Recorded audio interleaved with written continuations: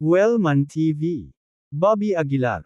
Kabanata 681, Kabanata 681, ang babaeng nakamaskara sa mundo. Naramdaman lamang ni Bobby Aguilar ang panghihina sa kanyang mga paa nang bumagsak siya sa lupa.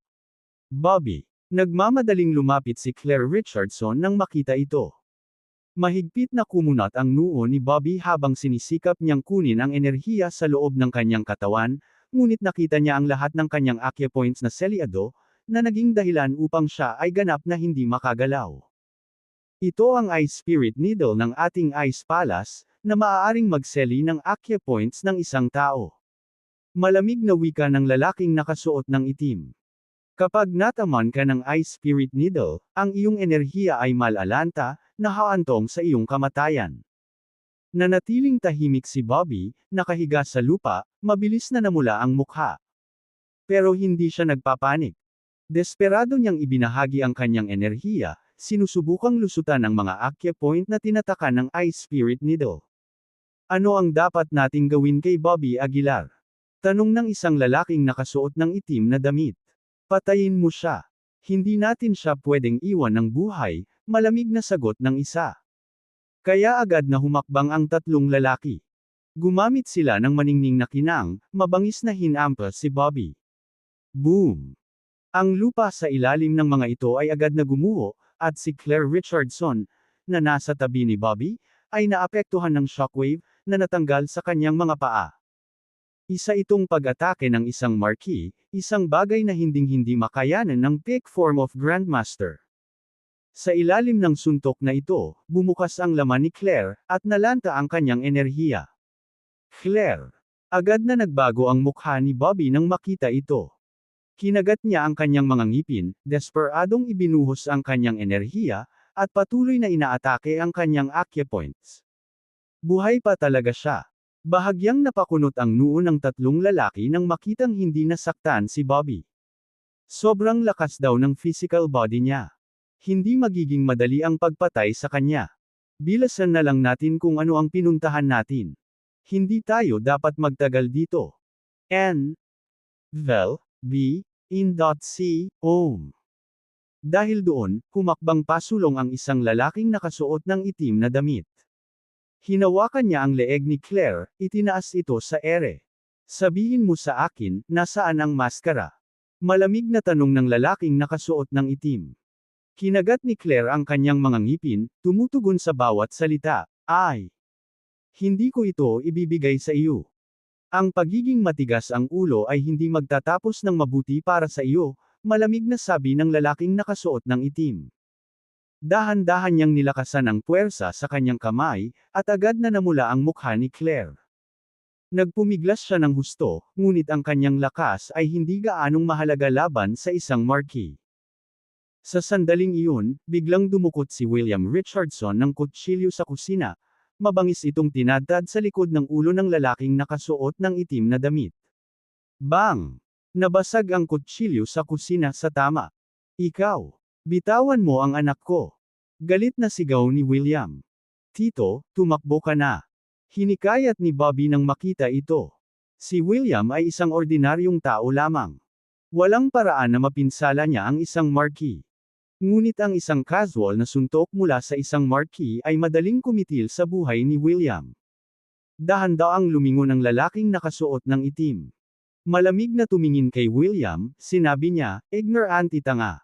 Kasunod nito, ang lalaking nakasuot ng itim na damit ay hamampas sa kanyang kamay, na nagpalipad kay William. Bagamat isang casual na pag-swipe, sapat na iyon para mabali ang mga buto ni William at maging sanhi ng pagkabasa ng dugo sa katawan nito. Nakahiga si William sa lupa, puno ng dugo, hindi makilala ang kanyang mukha. You, let go of my daughter, pilit na binigkas ni William ang mga salitang ito bago nawalan ng malay. Ang kanyang puwersa sa buhay ay mabilis na kumukupas, at ang multo ng kamatayan ay lumitaw pa sa kanyang mukha. Namutla ang mukha ni Bobby nang masaksihan ito.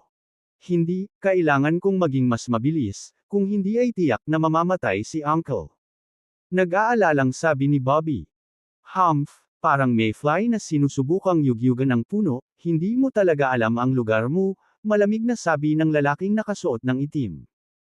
Itinaas niya ang kanyang kamay, at isang sinag ng liwanag ang nagsimulang mamuo sa kanyang palad. Tinutukan ng sinag ng liwanag na ito si William, at ang isang nakakatakot na puwersa ay mabilis na nalikha.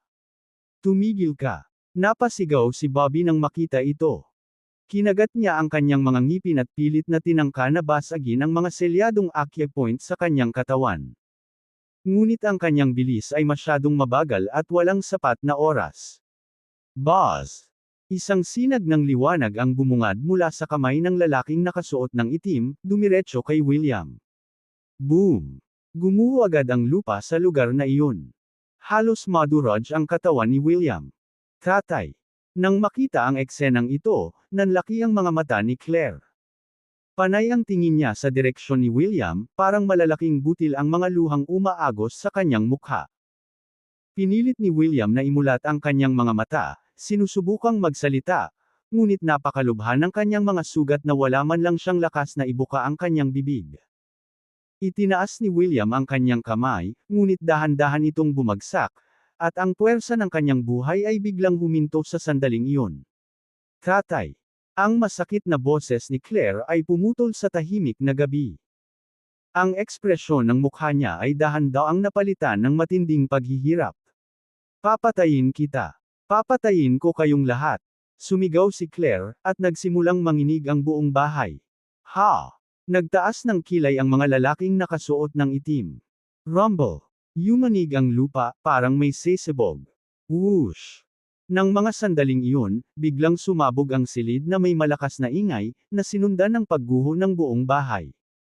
Isang maitim, kumikislap na maskara ang lumipad mula sa mga guho. Ang maskara! Iyon ang maskara! Tuwang-tuwa ang tatlong lalaking nakasuot ng itim na damit nang makita ito. Tinabi nila si Claire at agad na tumakbo papunta sa maskara. Gayunpaman, ang maskara ay lumipad diretso patungo kay Claire sa halip, mahigpit na nakakabit sa kanyang mukha. Anong nangyayari? Agad na nagbago ang mukha ng tatlong lalaking nakasuot ng itim na damit. Ang katawan ni Claire ay dahan-daang umangat sa hangin, nilamon ng sobrang nakakatakot na aura na mabilis na dumampi sa kanya. Ang kanyang figure ay lumutang sa himpapawid, bawat galaw ay sinasabayan ng isang nakagigimbal na nakamamatay na layunin. Sa sandaling ito, ang mukha ni Claire ay natatakpan ng maskara, na nagpapakita lamang ng isang pares ng malamig at nagyayelong mga mata. Ang kanyang mga mata ay puno ng paghamak, ang pagtingin sa iba na parang mga langgam lamang. Ang matinding pagpatay na layunin mula sa kanyang katawan ay naging sanhi ng panginginig ng lahat. Nang makita ito, nanlaki ang mga mata ni Bobby. Ang figurang ito ay kahawig ng babaeng nakamaskara na nakita niya sa Immortal Slaying Sect. Si Claire at ang babaeng nakamaskara. Talagang konektado sila. Bulalas ni Bobby. Hindi kaya si Claire ang reincarnation ng babaeng nakamaskara? Nakakamangha ang pagkakahawig. Malamig na tinitigan ni Claire ang tatlong lalaking nakasuot ng itim na damit. Ang kanyang nagyayelong pumatay na layunin ay nagpapabagabag sa lahat. Ang mga lalaking nakaitim na damit ay tumingin kay Claire sa harap nila, na nakakunot ang kanilang mga kilay ng mahigpit.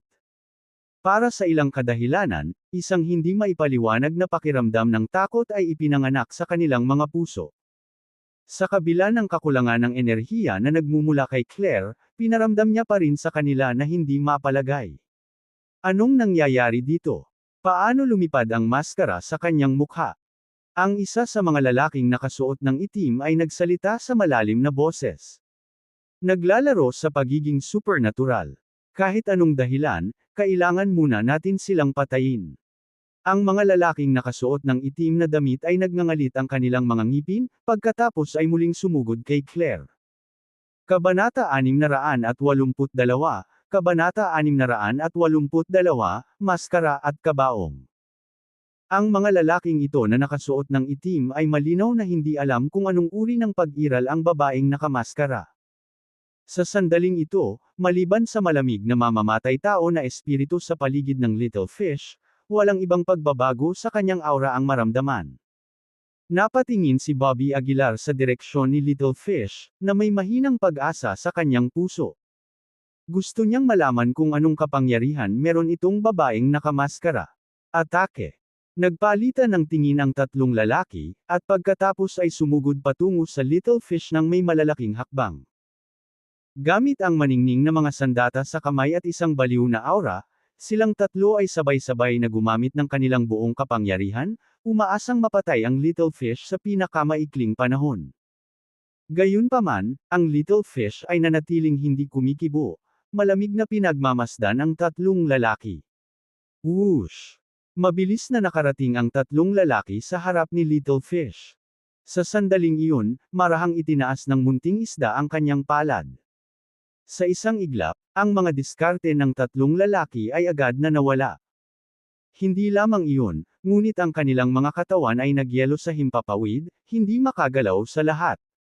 Anong nangyayari? Takot na takot ang tatlong lalaki. Nagpumiglas sila ng husto para makawala sa pagkakatali, ngunit kahit anong pilit nila, hindi pa rin sila makagalaw. Si Little Fish ay malamig na tumingin sa mga lalaki, itinaas ang kanyang maselang kamay, at pagkatapos ay bahagyang kinurot. Puff! Habang nagsasara ang mga daliri ni Little Fish, ang katawan ng tatlong lalaki ay direktang naging ambon ng dugo at sumabog. Napuno ng malakas na amoy ng dugo ang eksena, nawala kahit buto ng tatlong lalaki. Nang makita ito, hindi napigilan ni Bobby Aguilar na malunok. Anong klaseng kapangyarihan ito? Itinaas lang ang kanyang kamay at sumabog ang tatlong military marquee. Bukod dito, hindi ito ang tunay na babaeng nakamaskara, kundi ang kapangyarihang dala ng maskara. Kaya, gaano kalakas ang tunay na babaeng nakamaskara? Sa oras na ito, sa wakas ay nagtagumpay si Bobby Aguilar na masira ang acupoint. Nagmamadali siyang tumayo at tumingin sa direksyon ni Little Fish. Munting isda. Sigaw ni Bobby Aguilar. Lumingon si Little Fish at malamig na sumulyap kay Bobby Aguilar. Sa isang tingin lang, bumilis ang tibok ng puso ni Bobby Aguilar, at parang kumukulo ang buong dugo niya. Ang dugo sa loob ng katawan ni Bobby Aguilar ay tila mabilis na lumalawak, na parang sesabog ito anumang oras. Munting isda, ikaw. Ibinuka ni Bobby Aguilar ang kanyang bibig at agad na niluwa ang isang subo ng dugo. Ikaw dali. Tumigil ka. Ako si Bobby Aguilar. Nahirapan si Bobby Aguilar na sabihin ang pangungusap na ito.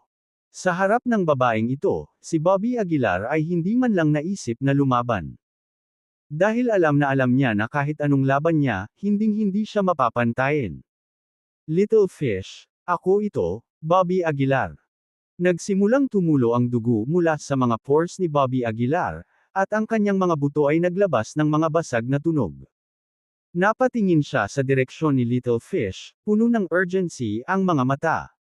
Sa himpapawid, si Little Fish ay malamig na nakatitig kay Bobby Aguilar. Munting isda, bilasan mo, tanggalin mo ang maskara. Tapos na, tutulungan kita. Inipon ni Bobby Aguilar ang lahat ng lakas at nahihirapang sinabi ito. Sa wakas, tila natauhan si Little Fish. Nagsimulang maglaho ang sakit na bumabalot sa katawan ni Bobby Aguilar. Si Bobby Aguilar ay bumagsak sa lupa kasabay ng isang kalabog, naghahabol ng hininga. Malapit na iyon.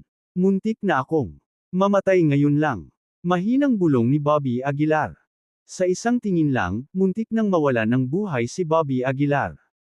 Hindi niya maiwasang magtaka kung anong antas ng paglilinang ang kailangan para magkaroon ng ganoong kapangyarihan. Anong klaseng pag-iral ang tunay na babaeng nakamaskara? Hindi napigilan ni Bobby Aguilar ang kanyang dila sa pagkamangha. Unti-unting bumaba ang figure ni Little Fish mula sa himpapawid. Tumingin siya kay Bobby Aguilar, pagkatapos ay sinulyapan si William Richardson, at isang kislap ng liwanag ang sumilay sa maskara sa kanyang mukha. Nang mawala ang liwanag, dahan-daang natanggal ang maskara sa mukha ni Little Fish. Mabilis na tumingin si Bobby Aguilar sa direksyon ni Claire Richardson, na nakatuon sa kanyang mga mag-aaral. Nawala na ang lamig sa kanyang mga pupil. Maliwanag, ang Claire Richardson sa kanyang harapan ay bumalik sa normal. Bobby, iligtas mo ang tatay ko, nangilid ang luha sa mga mata ni Claire Richardson. Lumuhad siya sa harap ni William Richardson, patuloy na umaagos ang mga luha sa kanyang mukha. Lumapit si Bobby Aguilar kay William Richardson, mukhang problemado rin ang mukha nito, hindi alam kung paano siya aaliwin. Sa kasalukuyang estado ni William Richardson, imposibleng mailigtas siya. Hindi bababa sa Bobby Aguilar, sa kanyang antas ng paglilinang, ay hindi magawa ito. Dapat kaya ng babaeng nakamaskara. May naisip si Bobby Aguilar sa sandaling ito. Dali-dali niyang kinuha ang maskara at ibinigay kay Claire Richardson, at sinabing, "Claire, isuot mo ang maskara. Baka may paraan pa." Si Claire Richardson ay nalilito kung ano ang gagawin, hindi niya alam kung bakit, ngunit nagmamadali pa ring itinapat ang maskara sa kanyang mukha. Sa kasamaang palad, nahulog ang maskara. Si Claire Richardson ay hindi nagbagong anyo pabalik sa babaeng nakamaskara. Hindi nito maiwasang mapakunot ang noo ni Bobby Aguilar. Kanina lang ay tumingin kay William Richardson ang babaeng nakamaskara, kaya bakit wala itong ginawa para iligtas siya? Siya ay ang kanyang ama pagkatapos ng lahat. Hindi kaya iisang tao si Claire Richardson at ang babaeng nakamaskara. O marahil, ang babaeng nakamaskara ay walang pakialam sa buhay o kamatayan ni William Richardson. Lumuhod si Claire Richardson sa harap ni William Richardson, hindi mapigil ang humagulgol. Hindi maiwasang lumabas sa kanyang isipan ang mga eksena sa nakaraan. Dapat nakinig ako. Hindi ko dapat sinasadya. Niyakap ni Claire ang katawan ni William Richardson, umiyak ang kanyang mga mata na parang ulan. Hindi rin alam ni Bobby Aguilar kung paano siya aliwin. Inabot niya ang kamay niya sa balikat niya, "Ulong, tutulungan kitang maghayganti." Pagkatapos ng ganoong pangyayari, labis ding nalungkot si Bobby Aguilar. Wala siyang interes na kunin si Claire Richardson para hanapin ang lalaking may bigot. Nang gabing iyon, nanatili si Claire Richardson sa tabi ng katawan ng kanyang ama. Paulit-ulit niyang binabanggit ang nakaraan, patuloy na humihingi ng tawad sa kanya. Pero kahit anong sabihin niya, hindi na niya maibabalik ang buhay niya. Kinaumagahan. Marahan na bumantong hininga si Bobby Aguilar, bumuo tayo ng lapida para sa kanya. Sa puntong ito, tumangala si Claire Richardson. Tinitigan niya si Bobby Aguilar at sinabing, "Maaari mo ba akong tulungang maghanap ng paraan para mapangalagaan ang katawan ng tatay ko?" Nag-alinlangan si Bobby Aguilar, pagkatapos ng ilang sandali ng katahimikan, sinabi niya, "Mayroon akong kaibigan, baka kaya niya." Ang kaibigang iyon, syempre, ay tinutukoy ang lalaking may bigot. Siya ay nagkaroon ng hindi mabilang na mga kayamanan. Ang pag-iingat ng bangkay ay hindi dapat maging mahirap. Pinunasan ni Claire Richardson ang kanyang mga luha at nagmakaawa, "Dalhin mo ako para makita siya. Kailangan kong panatilihing ligtas ang katawan ng aking ama, anuman ang mangyari." Okay. Huminga ng malalim si Bobby Aguilar. Sa sandaling ito, biglang may naisip si Bobby Aguilar. "Baka may ibang paraan ako." Seryosong sabi ni Bobby Aguilar. Ang pamamaraang iyon ay ang kabaong sa Special Magic Artifact. Ang kabaong ay hindi kapani-paniwalang malamig, kaya hindi dapat maging mahirap ang pag-iingat ng bangkay. Sa ideyang ito, agad na inilabas ni Bobby Aguilar ang kabaong. Inilagay sa harap ng dalawa ang kabaong na kulay pula. Binuksan niya ang kabaong at sinabing, "Sa ngayon, ilagay natin ang katawan ni William Richardson sa kabaong na ito." Gayunpaman, sa puntong ito, si Claire Richardson ay nakatitig sa kabaong, hindi umimik. May isang piraso ng damit sa kabaong iyon ay sa babaeng nakamaskara. Hindi napigilan ni Bobby Aguilar na sumimangot ng bahagya. Magsasalita pa sana siya ulit, biglang nanginginig ng marahas ang maskara sa kamay ni Claire Richardson. Kabanata 683, Kabanata 683, ang takot na may bigot. Ang maskara ay kumikislap sa liwanag at lumipad sa kabaong. Sa isang iglap, isang alon ng aura ang lumabas mula sa kabaong, na kumukumpiyansa sa maskara. Agad na binalot ng nakakatakot na kapaligiran ang buong eksena. Nagmamadaling hinayla ni Bobby Aguilar si Claire para hindi maapektuhan. Ang maskara ay nanginginig ng walang tigil sa himpapawid, habang ang aura ay tumangay mula sa kabaong. Tumangala si Bobby Aguilar sa eksenang ito, baka sa mukha niya ang pagkagulat. Anong uri ng pamamaraan ito? Hindi kaya nagkaroon ng kamalayan sa sarili ang maskara. Pagkaraan ng ilang sandali, sa wakas ay tumahimik ang eksena. Ang maskara ay nahulog sa kabaong, at ang lahat ay bumalik sa kalmado. Dinala ni Bobby Aguilar si Claire sa kabaong, inabot, at inilabas ang maskara, ibinalik ito sa kanya. May nararamdaman ka bang kakaiba? Nag-aalalang tanong ni Bobby Aguilar. Napailing na lang si Claire, walang sinasabi. Para siyang naging mas tahimik mula nang mamatay si William Richardson o dahil sa maskara. Ang kanyang ugali ay hindi nakahawig ng isang dalagitang babae, sa halip, nakaramdam siya ng lamig. Hindi masabi ni Bobby kung ito ay mabuti o masama, ngunit kung si Claire ay tunay na konektado sa babaeng nakamaskara, ang kinabukasan ni Claire ay hindi maiisip. Sa mga sumunod na araw, hindi na umalis si Bobby sa lugar na ito. Si William Richardson ay patay na, at si Claire ay tiyak na hindi maaaring magpatuloy sa pamumuhay dito ng mag-isa. Napabuntong hininga na lamang si Bobby bilang pagbibitiw. Sa ngayon, ibabalik ko siya sa Green Moon Villa, naisip ni Bobby sa sarili. Sa isang kisap mata, isang linggo na ang lumipas. Mukhang lumuwag ng husto ang mood ni Claire sa mga oras na ito. Kaya, nagpasya si Bobby na hanapin kinabukasan ang lalaking may bigoat para buhayin ang dalawang bangkay. Sa gabi, inilabas ni Bobby ang dalawang bangkay ng lalaki mula sa special magic artifact. Claire, kilala mo ba ang dalawang taong ito? Tinuro ni Bobby ang mga bangkay at tinanong. Umiling si Claire at sinabing, hindi ko sila kilala.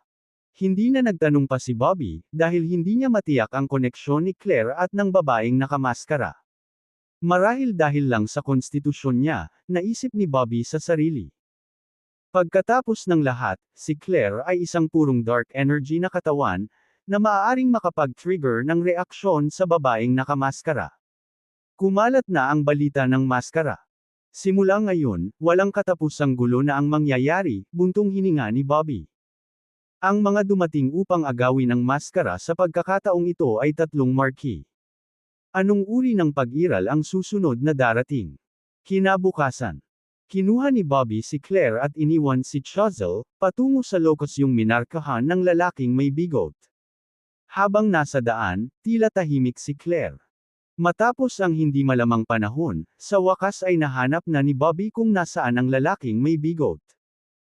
Ang lugar na ito ay isang tiwangwang at walang tirahan na lugar, na may dampi ng solemnidad sa paligid. Ngumuso si Bobby at hindi maiwasang bahagyang sumimangot. Parang may porma sayon na nakalagay dito, bulong ni Bobby. Sinubukan niyang pakilyusan ang panloob na enerhiya ng kanyang katawan ngunit nalaman niyang parang pinipigilan ang kanyang enerhiya, tulad ng isang bloke ng yelo, na hindi makaikot. May formation talaga, mahinang ungol ni Bobby. Siyempre, hindi pinag-isipan. Kahit walang lakas, walang kapantay ang pisikal na katawan ni Bobby sa mundo. Dinala ni Bobby si Claire at humakbang. Hindi nagtagal, lumitaw ang isang array platform sa harap ni Bobby. Sa isang sulyap, ang platform ay tila medyo sinaunang. Nakaukit ito ng maraming kakaibang character, at sa paligid ng platform ay may mga nakaayos na array flag. Ito siguro ang lugar, seryosong sabi ni Bobby. Ang mahiwagang platform na ito ay simple, walang anumang bakas ng enerhiya, at mukhang maaari itong gumuho anumang oras. Nasaan ito? Napatingin si Claire sa eksena at hindi niya maiwasang sumimangot. Hindi sinagot ni Bobby ang tanong, sa halip ay sinabi niya, Claire, kailangan kong hiramin ang maskara mo saglit. Ibabalik ko agad. Agad namang ibinigay ni Claire ang maskara kay Bobby. Ang pag-iingat ng maskara sa akin ay hindi ligtas, kaya iiwan ko ito sa ilalim ng iyong pangangalaga sa ngayon, sabi ni Claire. Naisip ito ni Bobby at nakita niyang medyo makatwiran, kaya tumango siya bilang pagsang-ayon. Pagkatapos ay tumingin-tingin si Bobby sa paligid at bumulong, saan napunta ang lalaking may bigoat? Umalis na ba siya? Sino ang lalaking may bigoat? Tanong ni Claire. Ngumiti si Bobby at sinabing, kaibigan ko. Hintayin natin siya dito. Pagkasabi nito, hinayla ni Bobby si Claire para maupo sa entablado, hinihintay ang lalaking may bigoat. Lumipas ang minuto at segundo, ngunit hindi nagpakita ang lalaking may bigoat. Maya-maya, walang ilaw sa paligid nila maliban sa mga bituin. Sa sandaling ito, isang figure ang nakatago sa kadiliman. Tumingin siya sa direksyon ni Bobby, at kumislap ang mga mata niya sa kakaibang lamig. Aking kaibigan, kahit na hinahangaan kita, alang-alang sa maskara na iyon, maaari lang akong humingi ng tawad. Bulong ng lalaking may bigot. Pagkatapos ay binawi niya ang kanyang hininga, humakbang pasulong, at naglakad patungo kay Bobby. Si Bobby, na walang kamalay-malay, ay nagmumuni-muni sa plataporma. Maya-maya ay sumulpot sa likod ni Bobby ang lalaking may bigot.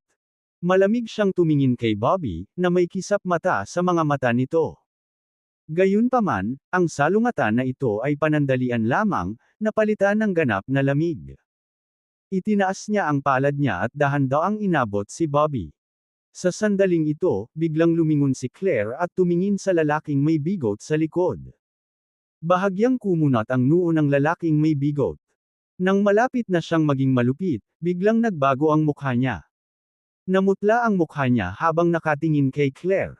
Sa sumunod na segundo, ang lalaking may bigot ay bumaril sa likod, ang kanyang mukha ay puno ng takot.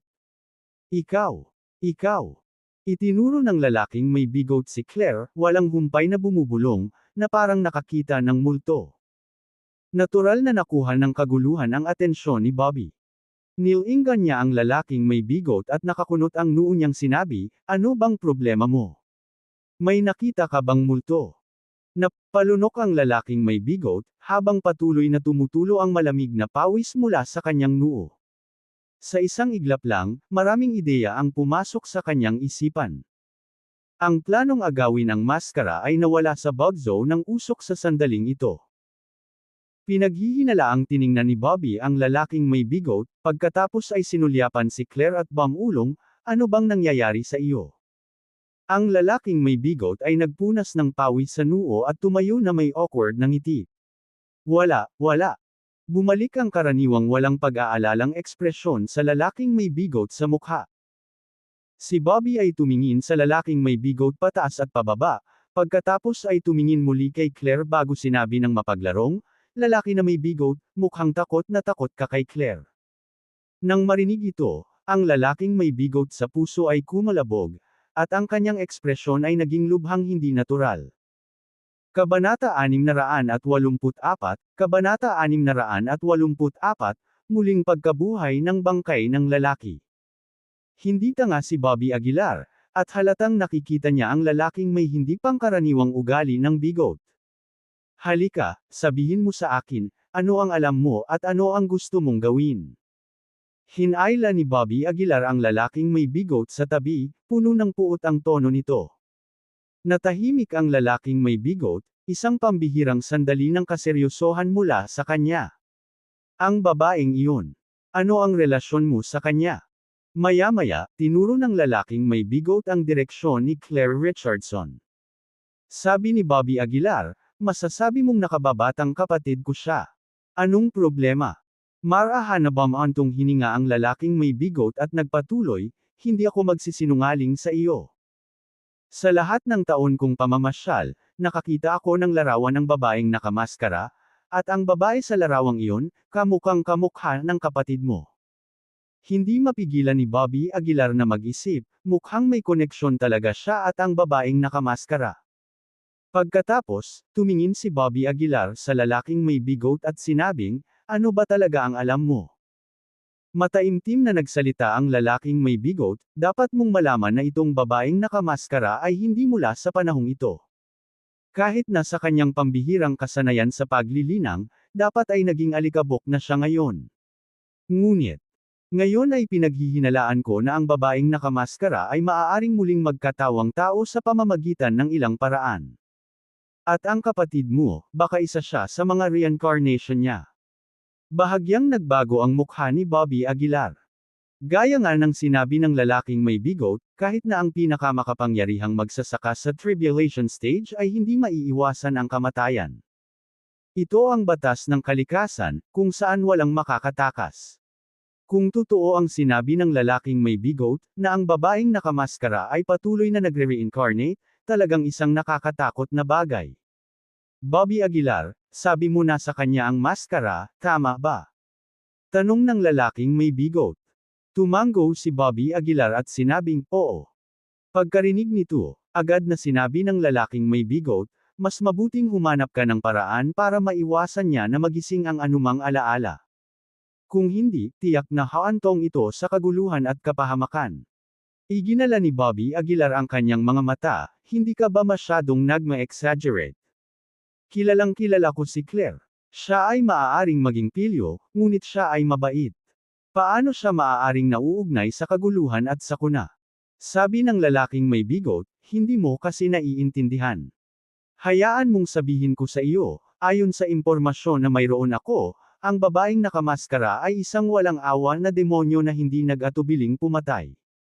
Sa pagkakaalam ko, wala siyang pakialam sa sarili niyang mga kaibigan at pamilya. Ang kabaitan ngayon ay walang iba kundi isang harapan. Napakamot ng ulo si Bobby Aguilar, talaga bang nakakatakot gaya ng sinasabi mo? Nagmuni-muni ang lalaking may bigot, talaga. Kung maaari, patayin natin siya ng maaga. Imposible. Agad namang tinanggihan ni Bobby Aguilar ang lalaking may proposal ng bigot. At binabalaan kita, mas mabuting huwag mong isipin na saktan siya. Malamig na sabi ni Bobby Aguilar. Marahan na bamantong hininga ang lalaking may bigot, Bobby Aguilar, baka sa tingin mo ay maganda ang relasyon niya sa iyo ngayon, pero sa hinaharap. Kapag ganap na siyang magbago, magiging iba na siya. Sa oras na iyon, walang sino man ang makakapigil sa kanya, at sino ang nakakaalam kung gaano karaming tao ang magdurusa sa pag-uusig. Sinulyapan ni Bobby Aguilar ang mukhang seryosong lalaking may bigot, saka tumingin kay Claire Richardson sa di kalayuan. Gusto mo ba talagang manood ng napakaraming inosenteng tao na namamatay sa kamay niya? Galit na sabi ng lalaking may bigot. Hindi pa rin umimik si Bobby Aguilar. Tiyak na may katuturan ang sinabi ng lalaking may bigot, ngunit imposibleng patayin si Claire. Sisiguraduhin kong ligtas siya. Huminga ng malalim si Bobby Aguilar.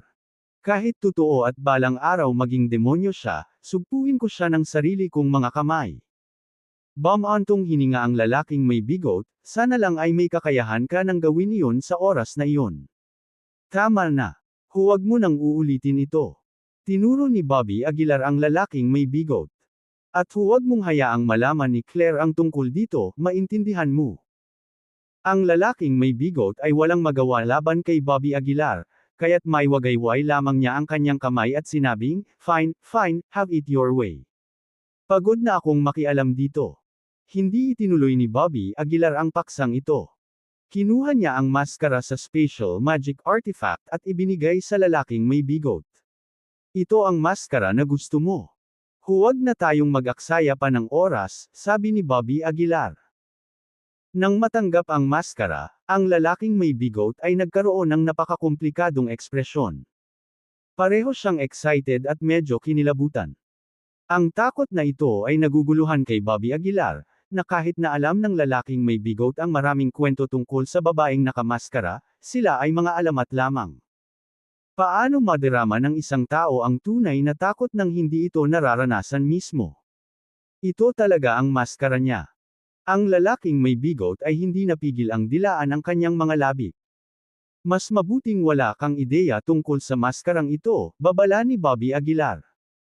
Ikanaway ng lalaking may bigot ang kanyang kamay, huwag kang mag-alala, sumuko na ako sa ideyang iyon.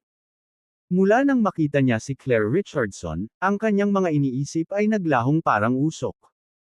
Maging ang lalaking may bigot ay hindi alam kung bakit. Kung gayon, magsimula na tayo, sabi ni Bobby Aguilar. Maghintay, ang array platform ay nangangailangan pa rin ng ilang pag-aayos. Kung masyadong malakas ang kapangyarihan, madali nitong sirain ang array platform, nakangiting sabi ng lalaking may bigot. Pinandilatan ni Bobby Aguilar ang lalaking may bigot at sinabing, anong kalokohan ang ginagawa mo kanina? Hinawakan ng lalaking may bigot ang kanyang ilong at tumawa ng mahina. Ang array platform ay hindi kumpleto dahil ang lalaking may bigot ay hindi kailanman nilayon na tulungan si Bobby Aguilar sa unang lugar. Ang ginawa lang niya ay linlangan si Bobby Aguilar at nakawin ang maskara. Inalis ng lalaking may bigot ang puwersa ng pagsugpo sa array platform at naglabas ng ilang array flag. Gaano katagal ito? Tanong ni Bobby Aguilar. Itinaas ng lalaking may bigot ang kanyang mga daliri at sinabing, 3 oras. Tumango si Bobby Aguilar at sinabing, kung gayon, bilasan mo.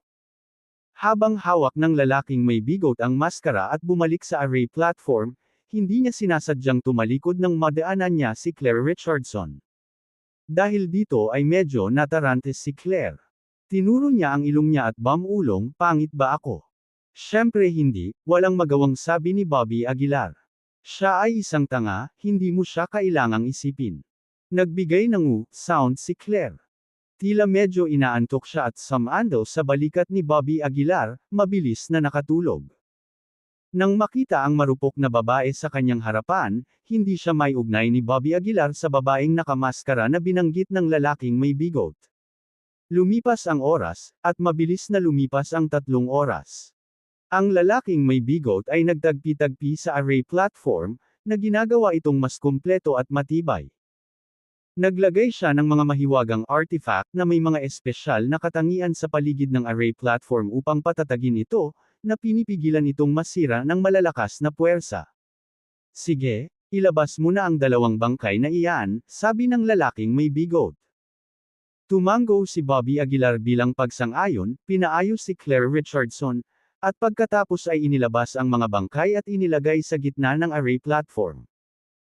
Ang lalaking may bigot ay may hawak na kasing laki ng palad na gintong mangkok at sinabi, ngayon kailangan namin ng isang patak ng iyong asensya ng dugo upang makontrol ang 2 bangkay. Nang hindi nag-aksaya ng oras, pinigan ni Bobby Aguilar ang isang patak ng kanyang dugo sa maliit na mangkok. Ang lalaking may bigot ay lumakad papunta sa gitna ng array platform, dahan-daang itinaas ang kanyang palad, at nagsimulang bigkasan ang isang pamamaraan ng tahimik. Di nagtagal, lumitaw ang ilang malalaking karakter sa array platform. Kakaibang puwersa ang alloy mula sa lahat ng direksyon, umabot sa 2 bangkay.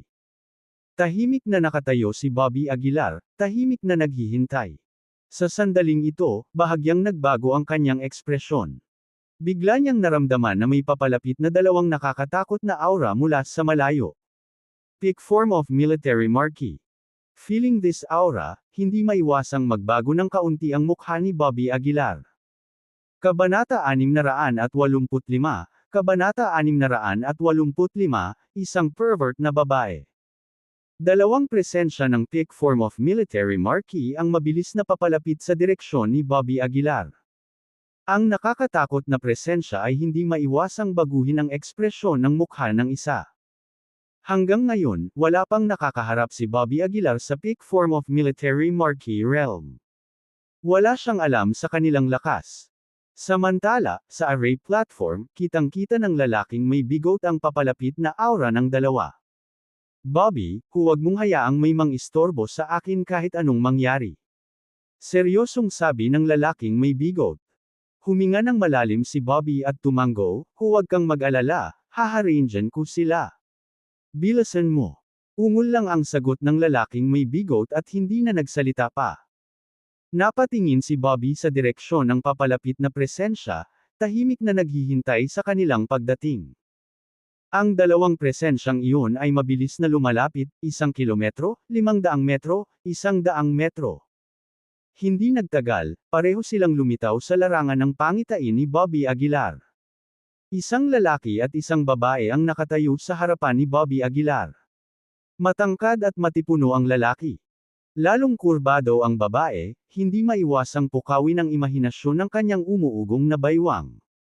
Malamig na tiningnan ni Bobby ang 2 tao at nagtanong, sino kayo?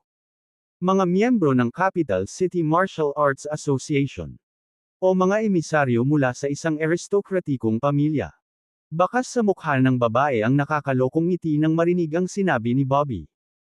Mababang kapatid, hindi kami miyembro ng isang aristokratikong pamilya.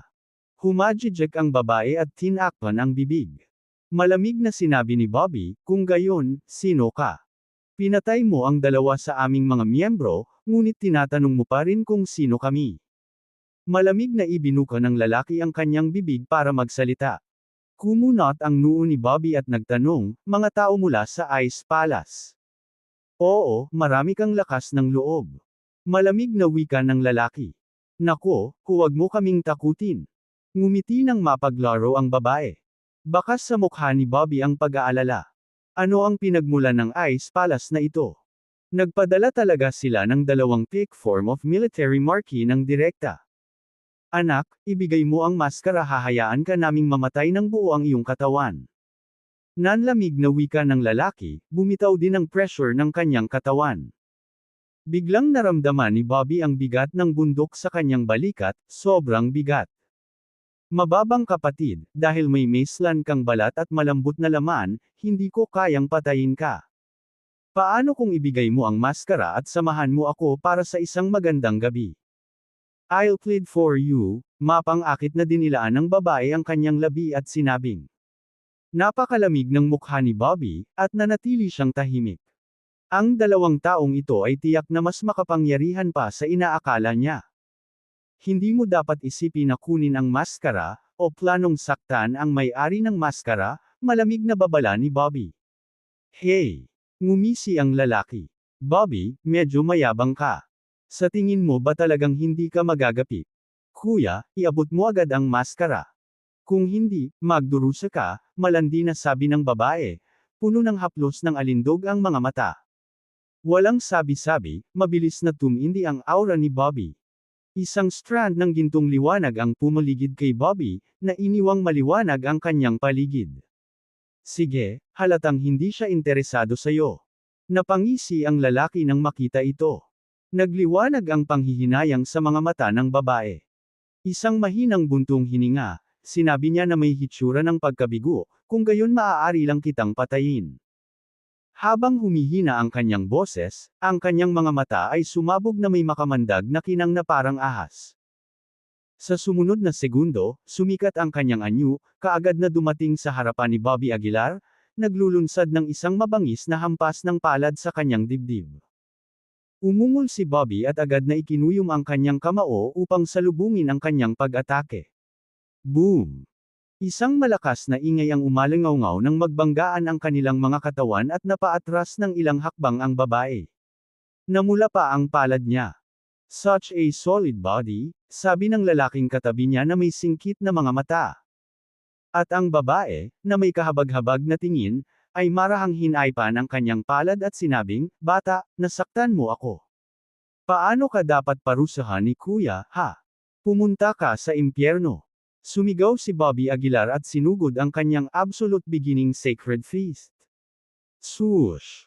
Dahil alam na ang kanyang pisikal na lakas ay hindi katumbas ni Bobby Aguilar, ang babae ay hindi sinubukang lumaban, sa halip ay ginamit ang kanyang liksi upang iwasan ang pag-atake. Nakatayo sa hindi kalayuan, naaawa niyang sinabi, ang hindi marunong magpahalaga sa kagandahan at lamang ay hindi magiging mabuting bata. Bahagyang dumilim ang mukha ni Bobby Aguilar. Ang babaeng ito ay napakabilis, na umaabot ng daan-daang metro sa isang kisap mata. Ang ganitong bilis ay talagang mahirap pakitunguhan.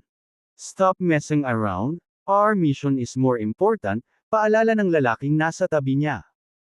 Bumantong hininga ang babae at may bahid ng pag-aatubili, ayokong patayin ka ng ganun-ganun lang, pero wala akong choice. Hindi mo naman ako masisisi, diba? Habang nagsasalita siya, sumabog ang malamig na asol na aura sa kanyang katawan. Kaagad, isang matinding lamig ang dumaan. Si Bobby Aguilar ay nang-ahas na hindi maging pabaya at agad na pinaandar ang kanyang Divine Dragon Power, pinapanood siyang maingat. Swoosh! Halos hindi gumagalaw ang babae, at ang malamig na asol na aura sa kanyang katawan ay bumaril kay Bobby Aguilar na parang projectile. Si Bobby Aguilar, na hindi nangangahas na maging pabaya, ay dali-daling gumamit ng shrink and ground into an inch para umatras pabalik. Ngunit ang nakakagigil na pagsabog ay tila nagtataglay ng banal na kahulugan, malapit na sumusunod kay Bobby Aguilar. Hindi nagmamadali ang babae at pinagmasdan si Bobby Aguilar na may bakas ng saya sa mga mata. Tama na ang paglalaro, sigaw ng lalaki.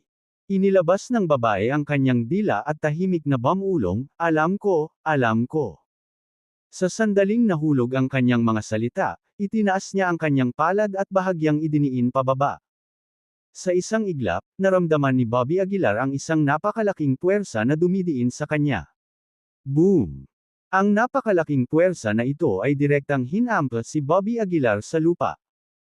Kaagad pagkatapos, bahagyang iwinagayway ng babae ang kanyang kamay, at isang malaking puwersa ang biglang lumitaw nang wala saan.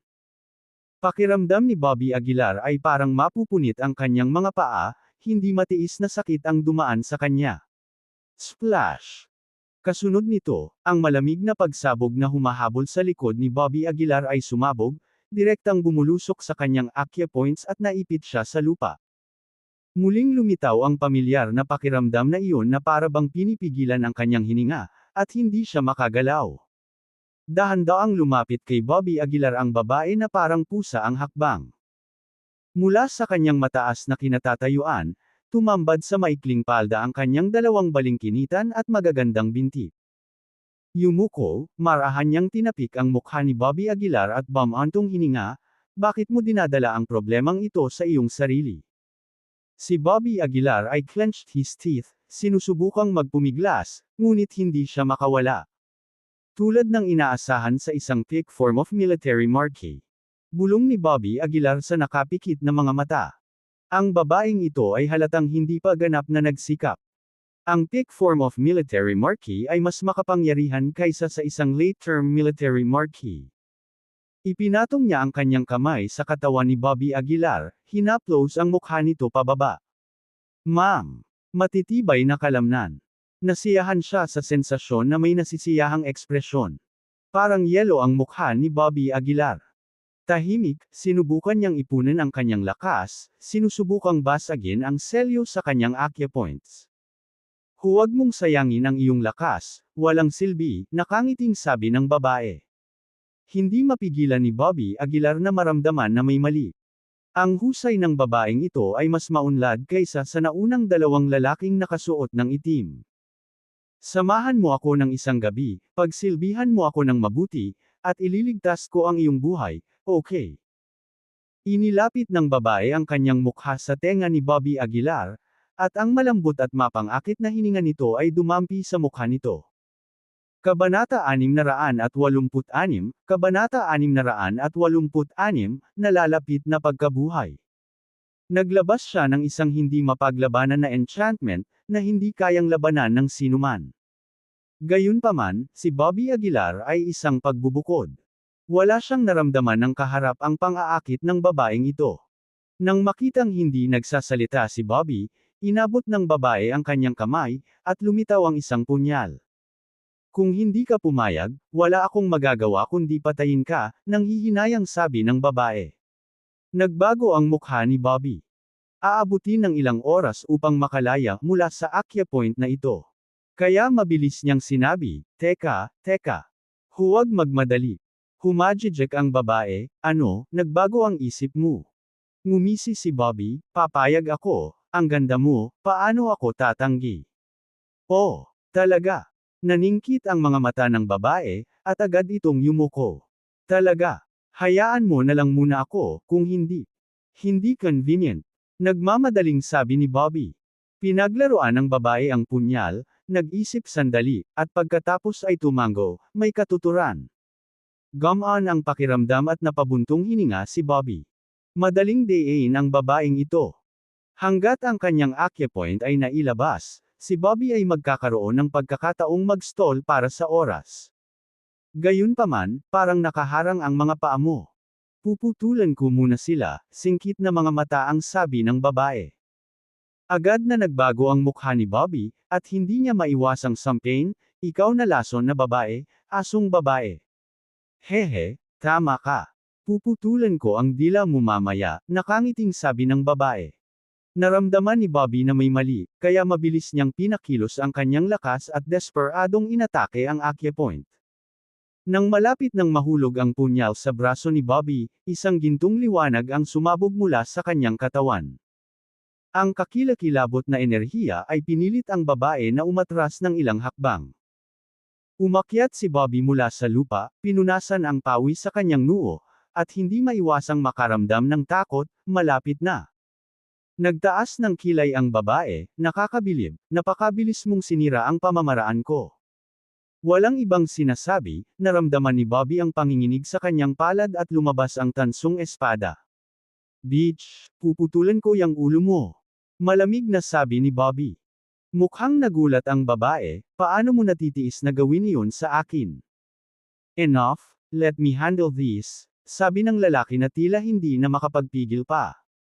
Lumakad siya pasulong, malamig na tumingin kay Bobby, at sinabing, bibigyan kita ng huling pagkakataon, ibigay mo ang maskara. Layuan mo ang sarili mo. Ngumisi si Bobby. Naikuyom ng lalaki ang kanyang kamao, at nanlamig din ang kanyang mukha. Sok, bakit parang kakakain lang ng tae? Panunuyan ni Bobby. Nako, naiintindihan ko na, dapat kayong dalawa ay mag-asawa. Sa sobrang slutty ng babaeng ito, siguradong pinapasuot kanya ng green na sombrero araw-araw, di ba? Ipinagpatuloy ni Bobby ang pag-uusap sa sarili, hindi nakakagulat na galit ka, nakakaawa kung iniisip mo ito. Ilang sentence lang ay mas lalong nanlamig ang mukha ng lalaki. Marahan niyang pinagpag ang kanyang palad, at isang pares ng gauntlets ang nakapulupot sa kanyang mga kamao. Ang gauntlet ay isang hindi pangkaraniwang mahiwagang artifact, na naglalabas ng madilim na liwanag sa kadiliman. Ignorante bastard. Malamig na naglabas ng pangungusap ang lalaki, pagkatapos ay humakbang patungo kay Bobby. Ang kanyang malalaking kamao, tulad ng mga kaldero, ay nagdala ng isang hindi kapani-paniwalang galit na puwersa, at marahas nilang hinampa si Bobby. Hindi nang ahas si Bobby na maliitin ang kanyang kalaban, kaya dali-dali niyang hinawakan ang bronze sword para kontrahin. Klang! Sa isang malakas na putok, isang nakakatakot na puwersa ang bumalot sa tansong espada. Ang napakalaking puwersang ito ay agad na napaatras ng ilang hakbang si Bobby. Sobrang sakit ng pulso niya. Napakalaking kapangyarihan. Hindi mapigilan ni Bobby na mamangha. Hindi kumibo ang lalaki, naningil na naman kay Bobby. Mas mabilis pa ang takbo niya kaysa sa babae, walang paraan si Bobby para makatakas at tanging espada lang ang kayang ipagtanggol. Ilang sandali, klang, ang tumutunog sa hangin. Dahil sa sobrang lakas, damyugo ang kamay ni Bobby, at halos hindi na niya mahawakan ang espada. Klang! Isa pang suntok. Sa suntok na ito, ang bronze sword na nasa kamay ni Bobby ay diretsyong napailing. Damn it! Hindi mapigilan ni Bobby na magbago ng mukha. Bago pa man niya makuha ang tansong espada, muling lumapit sa kanya ang kamay na bakal ng lalaki. Walang pagpipilian si Bobby kundi ang kuyom ng kamao at humarap. Klang! Sa suntok na iyon, napalipad si Bobby Aguilar, nabali ang kanyang pulso.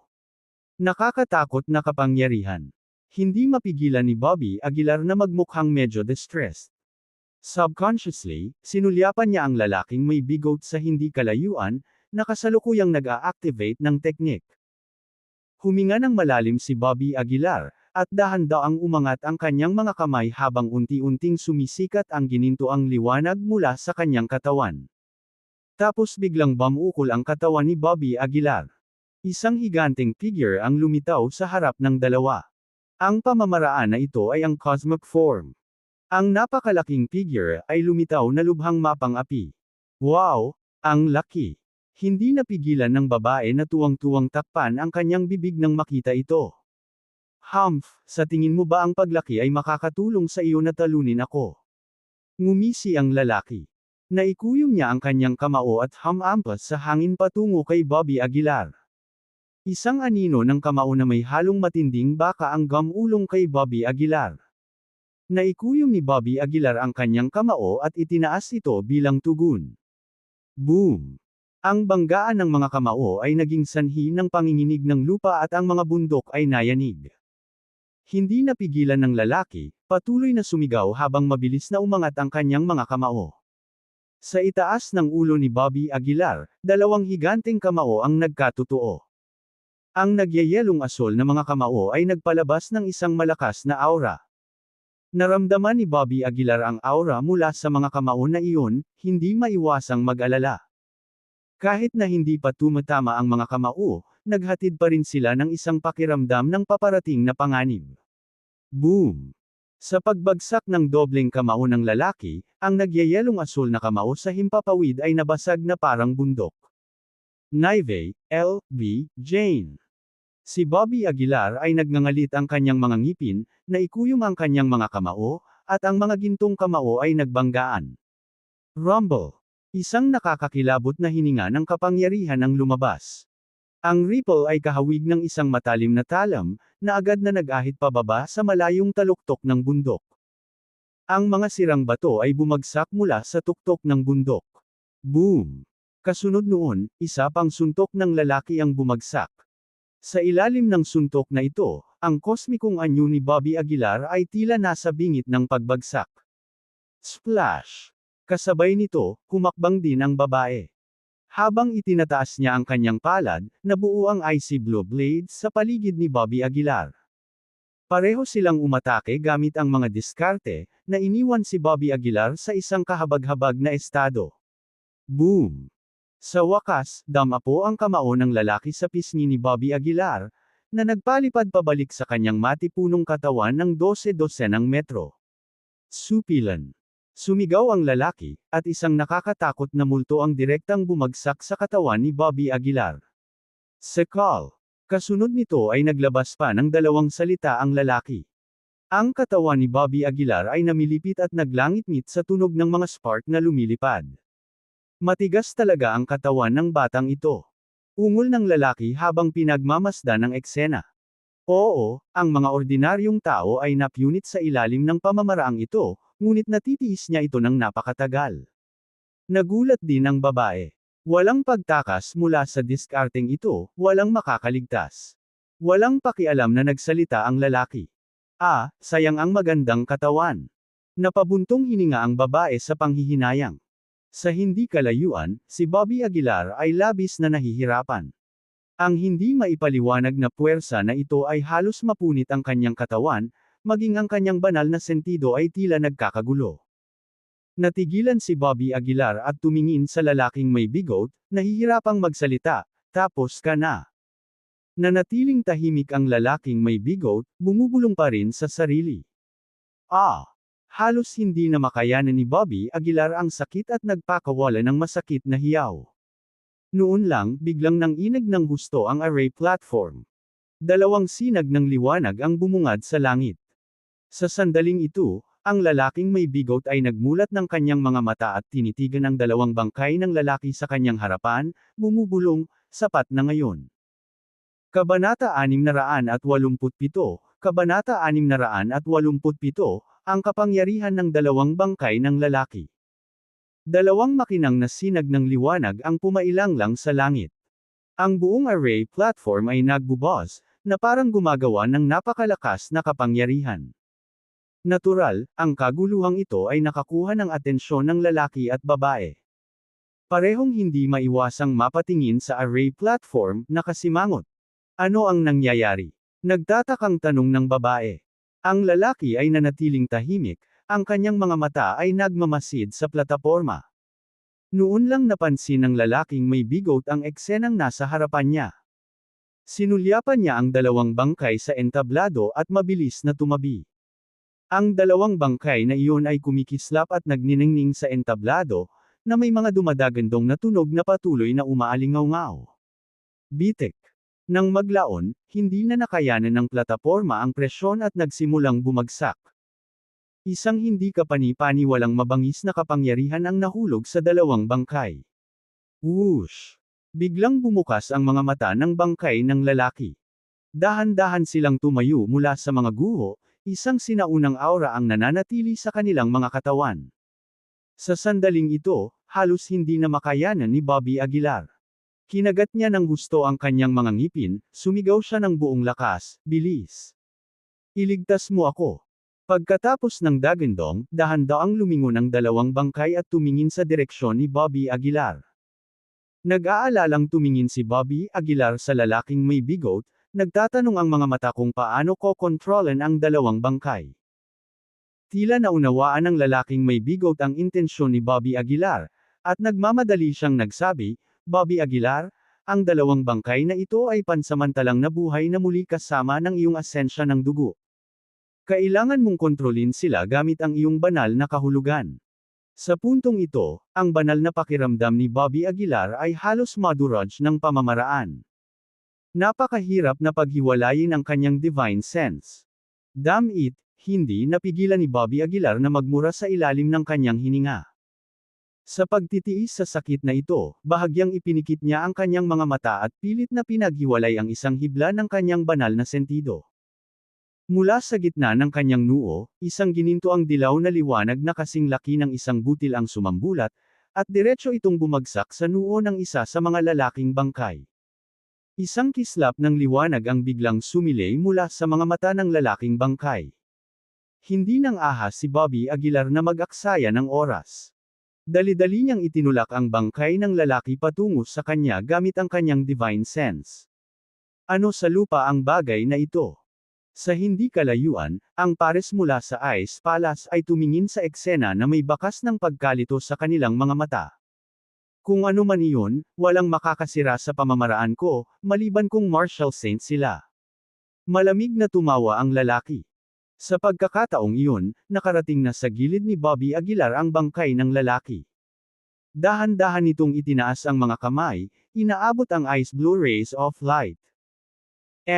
Ang paggamit ng iyong katawan upang hawakan ang aking pamamaraan ay simpleng panliligaw sa kamatayan. Ngumisi ang lalaking taga-Ice Palace.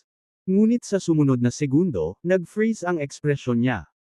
Ang bangkay ng lalaki ay talagang nahawakan ng ice blue light, at pagkatapos ay sa isang mahinang paghatak, ang malawak na kalawakan ng ice blue ay napunit na parang papel. Paano ito posible?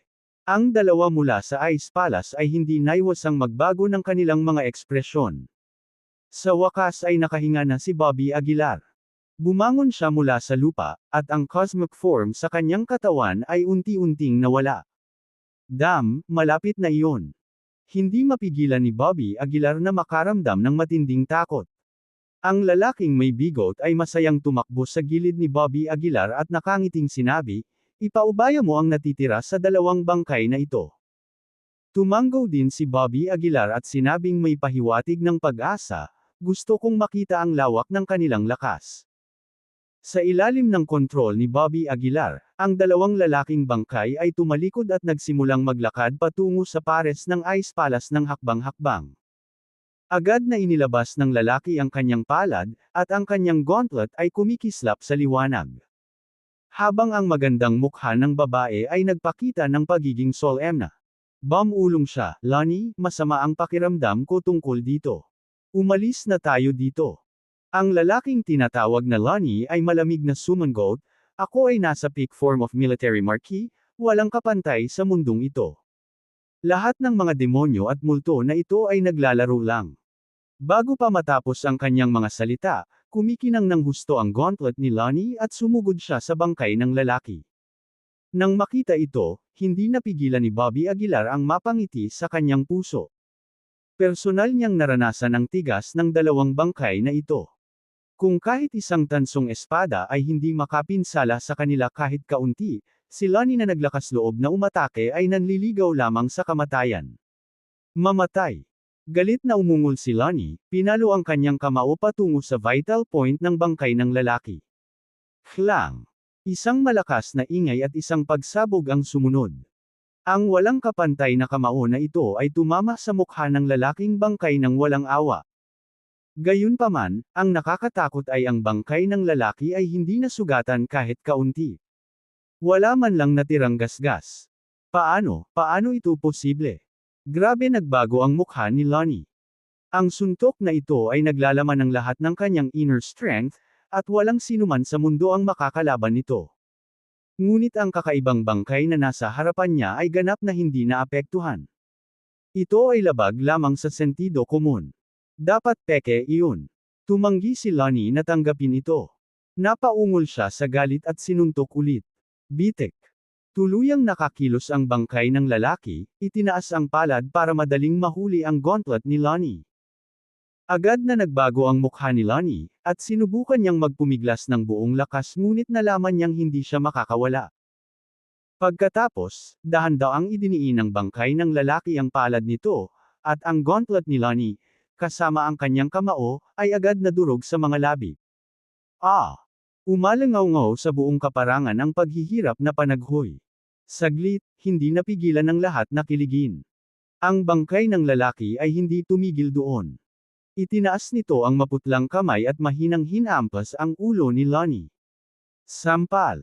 Ang tila mahinang palad na iyon ay naglalaman ng hindi kapani-paniwalang puwersa. At the moment of contact, sumabog ang ulo ni Lonnie na parang pakwan. Isang peak military marque, napakadaling natalo.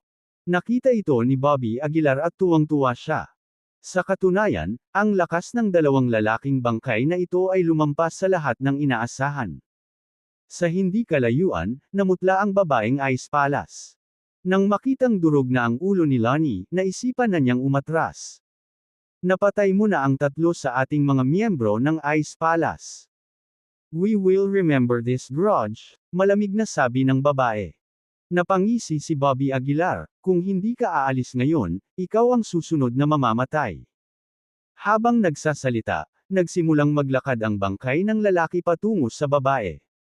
Nag-igting ang babae at mariing pinandilatan si Bobby Aguilar bago tumalikod at umalis. Sa isang kisap mata, nawala siya sa paningin ng lahat.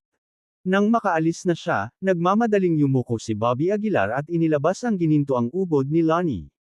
Golden core ng isang peak military marque. Isang hindi inaasahang ani. Dinilaan ni Bobby Aguilar ang kanyang mga labi, pagkatapos ay pinasok ang ginintoang core sa kanyang bibig.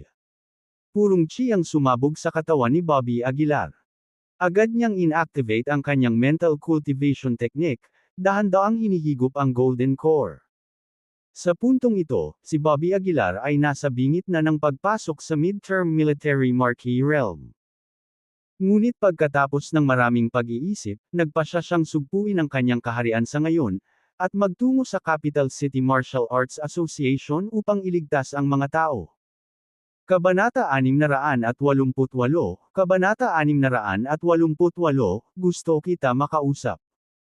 Ang layunin ni Bobby Aguilar sa muling pagbuhay sa dalawang bangkay na ito ay iligtas si Emily Taylor.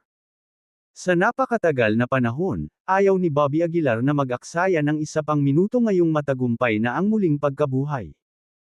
Siya nga pala, dapat kong ipaalala sa iyo na ang mga bangkay na ito ay maaaring tumagal ng maksimum na 3 araw, paalala sa kanya ng lalaking may bigot. Kinalkula ni Bobby ang oras at tumango, 3 araw na dapat. Hanggat kaya niyang iparamdam sa Capital City Martial Arts Association ang takot, sapat na iyon.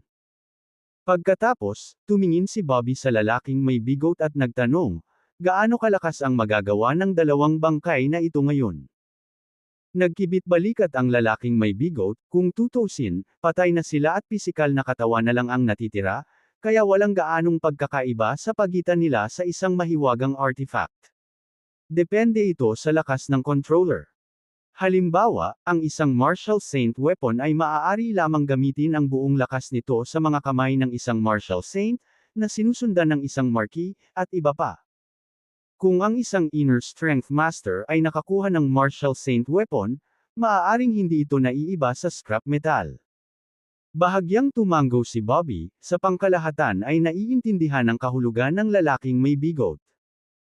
Base sa aking haka-haka, ang dalawang bangkay na ito ay orihinal na tagapagtanggol, ngunit ang layunin ng kanilang proteksyon ay hindi alam, hula ng lalaking may bigot. Napakamot si Bobby sa kanyang baba at sinabing, nakaharap sa isang peak form of military marque, ang isang protector ay halos hindi na kailangan na gumawa ng anumang pagsisikap, kaya ang pakikitungo sa isang Martial Saint ay dapat na madali. Nang marinig ito ng lalaking may bigot ay hindi napigil ang mapamura, Martial Saint.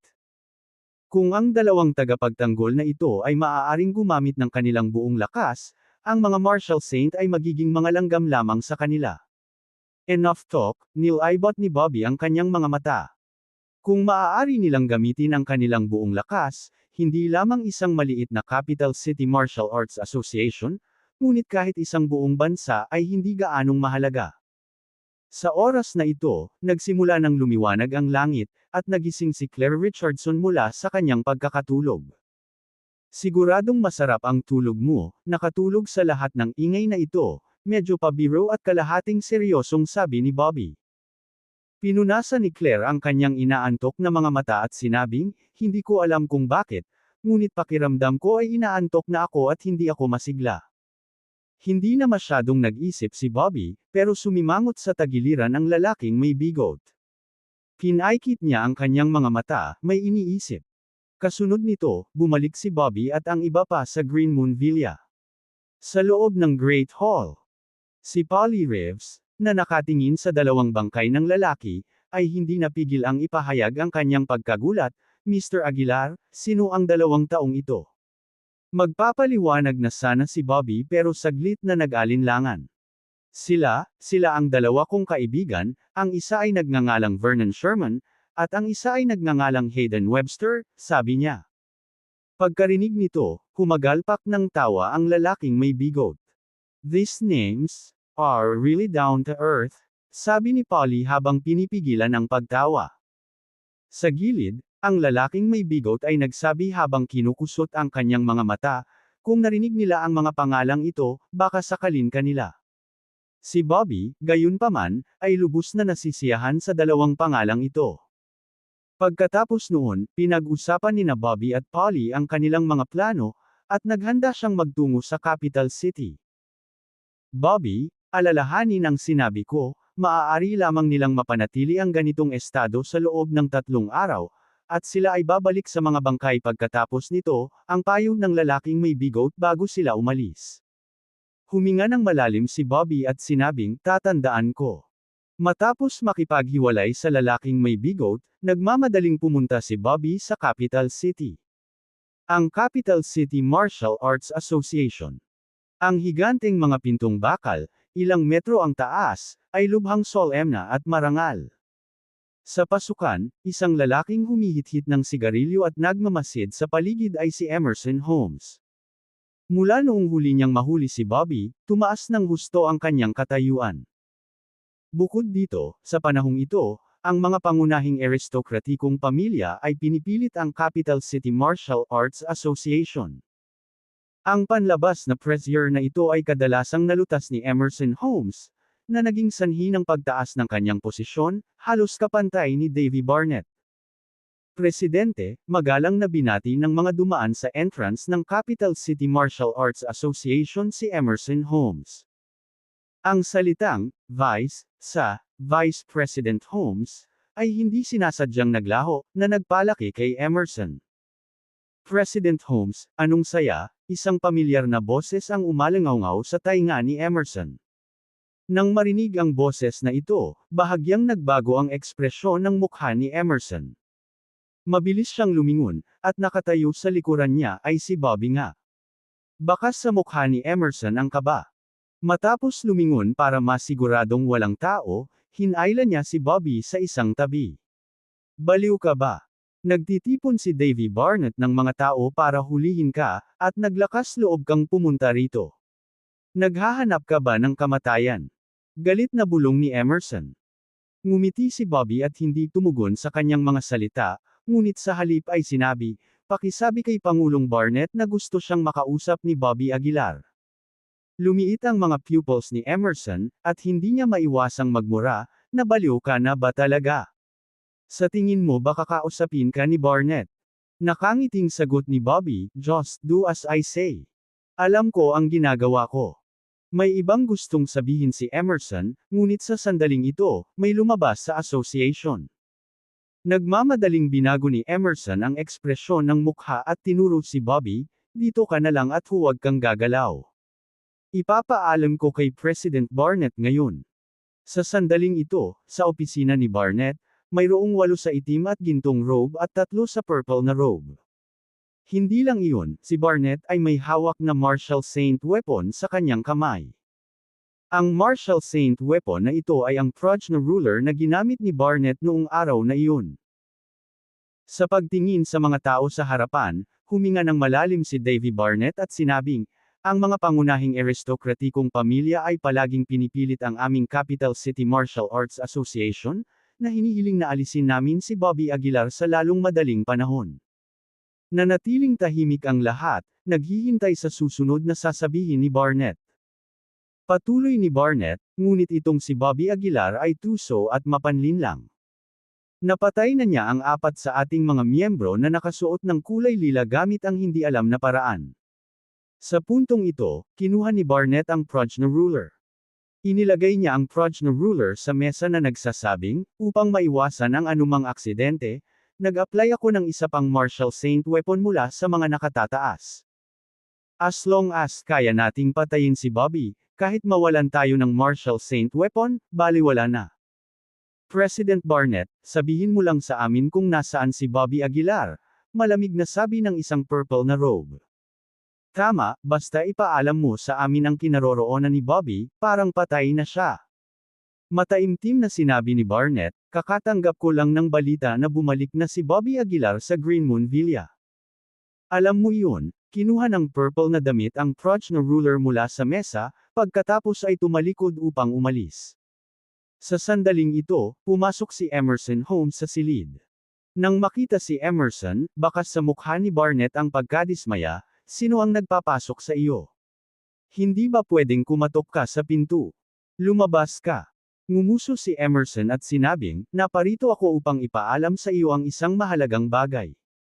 Kahit gaano kahalaga, kumatok ka muna sa pinto. Ako ang iyong superior. Sigaw ni Barnett.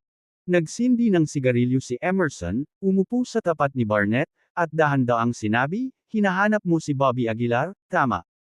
Nasa entrance siya ng association ngayon. Gusto ka daw niyang makausap. Kabanata 689, Kabanata 689, Tagapagtanggol vs Marshall Saint Weapon. Nang marinig ito, hindi napigilan ni Davy Barnett na mapangiti, Emerson Holmes, sa tingin mo ba ako ay isang tanga? Maglakas loob ba si Bobby Aguilar na pumunta sa aking capital city martial arts association? Ayaw ni Emerson na pumasok si Bobby sa unang lugar, kaya pagkatapos marinig ang mga salita ni Davy, agad siyang tumayo at sinabing, kung ganoon ay magpanggap ka na lang na wala akong sinabi. Pagkatapos sabihin ang mga salitang ito, tumalikod si Emerson at naglakad palabas. Kumunot ang noo ni Davy at tumingin sa kanyang assistant, sinabing, pumunta ka sa pinto at tingnan kung totoo ang sinabi ni Emerson. Pumayag naman ang katulong at saka lumabas. Makalipas ang ilang minuto, bumalik ang katulong, humihingal, na may malinaw na marka ng sampal sa kanyang mukha. Si President Barnett, Bobby Aguilar, nasa pintuan na talaga. Gusto ka daw niyang makausap. Ako, dinala ko na siya sa meeting room. Walang tigil na humihingal ang katulong. Nang marinig ito, biglang tumayo si Davy Barnett, bakas ng pagkagulat ang bumungad sa kanyang mukha. Itong si Bobby Aguilar ay talagang hindi mahuhulaan. Kinusot-kusot ni Davy ang mga mata at bamulong. Pagkatapos, tumingin si Davy Barnett sa mga taong nakapaligid sa kanya at malamig na sinabi, sa pagkakataong ito, anuman ang mangyari. Dapat patayin si Bobby Aguilar. Sa meeting room, ginawa ni Bobby Aguilar ang kanyang sarili ng isang kaldero ng tsaa, kasama ang 2 protector sa tabi niya na naghahain sa kanya ng tsaa. Ang pagkakaroon ng 2 makapangyarihang magsasaka sa lupa ay naghahain sa akin ng tsaa, duda ako na may iba pa sa mundo na nasiyahan sa gayong paggamot. Hindi maiwasan ni Bobby ang bahagyang pagmamalaki. Sa sandaling ito, bumukas ang pinto sa meeting room. Pumasok si Davy Barnett, na sinundan ng mahigit 100 tao. Kabilang sa kanila ang 8 lalaking nakasuot ng itim at gintong damit at 3 ang nakasuot ng purple na damit. Hinawakan ni Davy Barnett ang Prajna ruler sa isang kamay at ipinalakpak ang palad nito habang naglalakad. Bobby Aguilar, may lakas ka pa rin ng loob na pumunta sa Capital City Martial Arts Association. Medyo matapang ka. Ngumisi si Davy. Umupo si Bobby Aguilar mula sa sofa at sinabing may mahinang ngiti, Davy Barnett, nandito ako para makipag-ayos sa iyo. Makipag-ayos sa akin. Sa narinig, halos tumawa ng malakas si Davy. Hindi rin napigilan ng mga lalaking naka-purple na nakasuot sa likuran niya. Sige, ano ang gusto mong pag-usapan sa akin? Medyo natutuwang sabi ni Davy. Unti-unting naging seryoso ang ekspresyon ni Bobby. Malamig niyang tinitigan si Davy at sinabi ang bawat salita, kung hahayaan mong kunin ko si Emily Taylor, may iligtas ko ang iyong buhay. Nang marinig ito, hindi na napigilan ni Davy. Tumawa siya ng malakas, Bobby Aguilar, alam mo ba ang sinasabi mo? Iligtas ang aking buhay. Sa iyo lang. Tingnan mong mabuti ang iyong sarili, sa tingin mo ba ay hindi ka magagapi sa mundo? Anak, alam mo ba kung ano ang negosasyon? Ang negosasyon ay kapag ang parehong partido ay may pantay na kapangyarihan at kwalipikadong maupo sa iisang mesa. At ikaw, sa harap ng Capital City Martial Arts Association, ay hindi gaanong mahalaga. Ang lahat ng tao sa paligid ay hindi maiwasang mapamura at mapamura. Kinawean ni Davy ang kanyang kamay at tumingin kay Bobby Aguilar, sinabing, Bobby, inaamin ko na mayroon kang ilang mga kasanayan, at kung hahayaan kang magpatuloy sa paglaki, baka isang araw ay maaari kang magdulot ng banta sa Capital City Martial Arts Association. Ngunit ngayon, wala kang ganoong kwalipikasyon. Habang nagsasalita siya, isang matinding mamamatay tao na espiritu ang lumabas sa katawan ni Davy. At ang mga tao sa likod niya ay pare-parehong humakbang pasulong. Tila ayaw na ni Davy na mag-aksaya pa ng oras, at malamig na tumingin kay Bobby Aguilar, na nagsasabing, patayin mo siya. Oo. Sabay-sabay na humakbang pasulong ang tatlong lalaking nakasuot ng lila, at ang kanilang nakakatakot na aura ay yumanig sa buong Capital City Martial Arts Association sa isang dumadagandong na boom. Nanlamig ang mukha ni Bobby, at nag-utos din siya, patayin silang lahat, huwag iwanan ang sinuman. Dahan-daang naglakad pasulong ang dalawang protector na parang tumatanggap ng utos. Sa isang sulyap, ang dalawang tagapagtanggol ay tila karaniwan, na walang kahit isang pahiwatig ng pagbabago-bago ng enerhiya.